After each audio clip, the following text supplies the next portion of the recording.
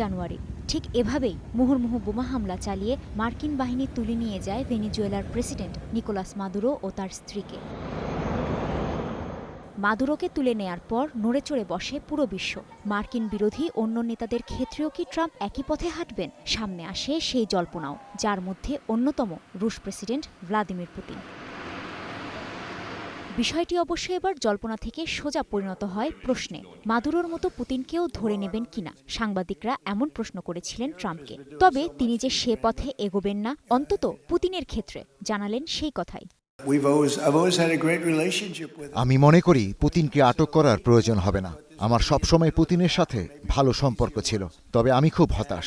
আমি 8টা যুদ্ধ থামিয়েছি। ভেবেছিলাম ইউক্রেন সংঘাত অন্যগুলোর মতো খুব সহজেই থামানো সম্ভব হবে, কিন্তু তা হয়নি। তবে দেরি হলেও মনে হয় আমরা শেষ পর্যন্ত এই সংঘাত মীমাংসা করতে পারব।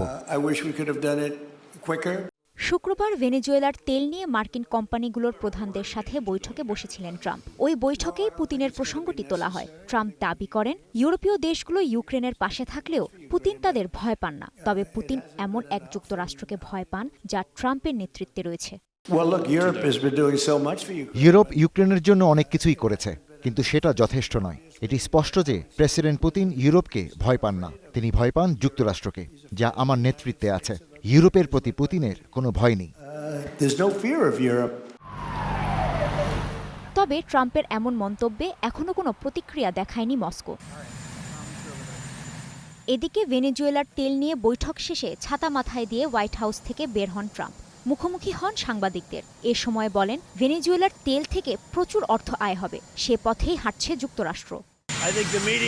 আজ বিশ্বের সবচেয়ে বড় বড় কোম্পানিগুলোর সঙ্গে দারুণ বৈঠক হয়েছে। তারা শত শত বিলিয়ন ডলার নিয়ে ভেনেজুয়েলায় যাবে, তেল উত্তোলন করবে। ভেনেজুয়েলার প্রেসিডেন্ট এখন যুক্তরাষ্ট্রে রয়েছেন। তাকে ও তার স্ত্রীকে কারাগারে পাঠিয়েছে দেশটির আদালত। কাজী শাহরিন, স্টার নিউজ।